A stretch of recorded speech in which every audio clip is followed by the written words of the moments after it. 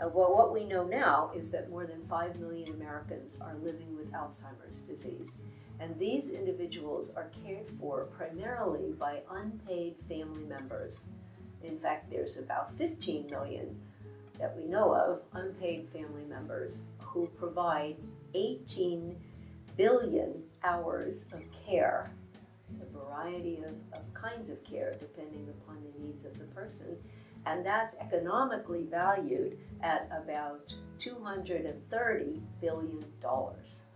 So we are facing a situation where if the family caregiver is not given support and encouragement, and if we can't figure out interventions to help them do their work well and continue to thrive in their own quality of life, we are going to face a severe economic problem as well as the emotional toll. So there's no one-size-fits-all when we talk about caregivers. They're very unique. It's unique who takes on the role and how they carry it out, and it's very much influenced by their cultural background.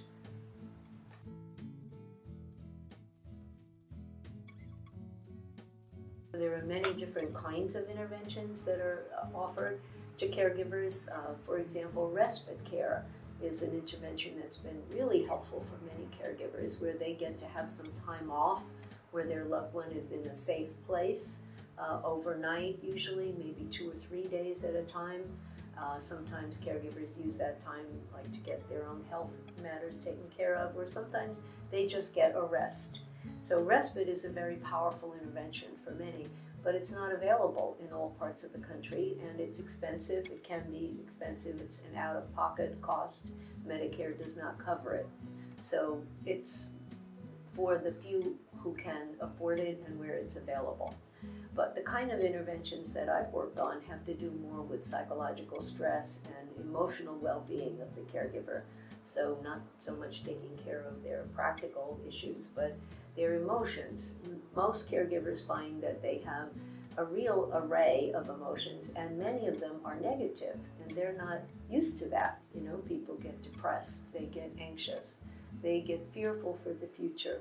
They get frustrated with the person, their loved one. They don't want to get frustrated with them, but they do because of the kinds of behavioral changes that occur with Alzheimer's and other dementias. So most caregivers, in my experience, have emotional distress.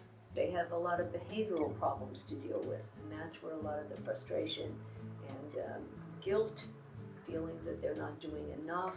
You know, they oftentimes feel something that they did might have precipitated this. So you have this very complex mix of emotions, and in the midst of it all, you still want to have positive feelings towards that person, because it's your relative, your husband, your son, your sister, your brother, your mother, your father. So balancing those emotions is a complex task.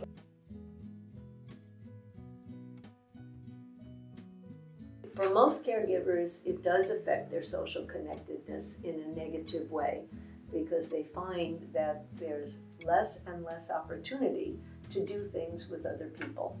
Another thing that's common is because of the behavior problems that people with Alzheimer's demonstrate, their social network gets smaller.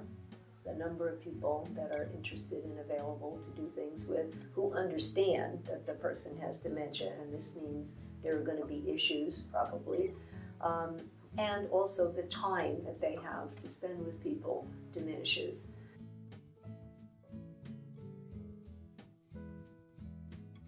We are constantly outreaching to caregivers, particularly caregivers of different cultural and linguistic groups, to let them know that at least in the Bay Area, there are programs for them, and we welcome their participation.